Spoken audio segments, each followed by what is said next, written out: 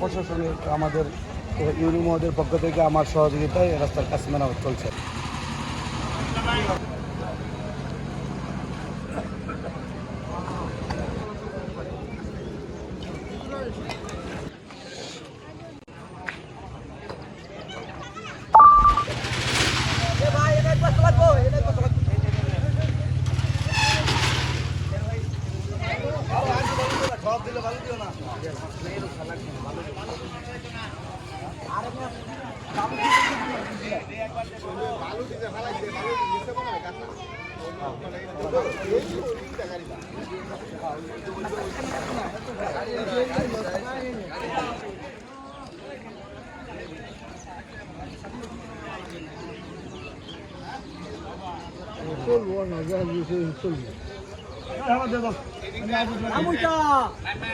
হুজুর, আপনি মানে এটা যে দিতেছেন, এটা কেন বা কার পক্ষ থেকে? নিজের উদ্যোগেই না?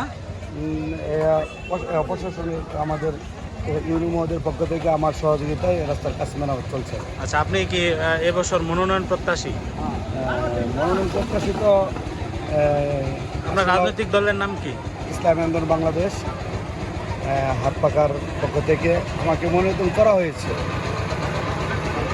এখন বাকিটা মানুষ যদি চায় ইসলামের পক্ষে আমরা সকলে মিলে মানুষ যদি চায় তাহলে আমরা হয়তো আল্লাহ কবুল করে মানুষের খেদমত করার মতো সুযোগ আসতে পারে আর কি।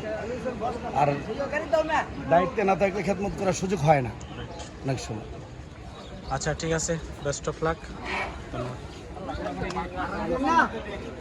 হইতে পারেন। তাহলে কি ভবিষ্যতে কোনো প্ল্যান পরিকল্পনা আছে আপনার? ইনশাল্লাহ, আল্লাহ শুক্রিয়া। আল্লাহ যদি জনগণের উসিলাই আল্লাহ যদি কবুল করে তাহলে এই ত্রিশালের মাটিটা আল্লাহ রহমতে আমি আশা করি যে একটা মডেল হিসাবে রূপান্তরিত হবে ইনশাল্লাহ। সারা বাংলাদেশের মধ্যে ত্রিশালের মাটিটা, ত্রিশালের আসনটা একটা মডেল হিসাবে পরিণত হবে। আর এই রাস্তাঘাট মানুষের জনদুর্ভোগী কি আপনার প্রধান লক্ষ্য? যেন মানুষের কোনো আল্লাহ কষ্ট রাসূল যেন না সাল্লাল্লাহু হয়। আলাইহি ওয়াসাল্লাম বলছে ইমানের ৭৭টা শাখা, তার মধ্যে একটা শাখা হলো রাস্তা থেকে কষ্টদায়ক বস্তু সরিয়ে দেওয়া। যে আমাদের ত্রিশালের ইউনি মহোদয় অত্যন্ত ভালো মানুষ এবং তার তত্ত্বাবধানে আজকে গোটা ত্রিশালের রাস্তাঘাট চুমুক আমরা সহযোগিতার মাধ্যমে কাজগুলি করাইতে সক্ষম হচ্ছে আল্লাহর রহমতে। আচ্ছা, ঠিক আছে, ধন্যবাদ।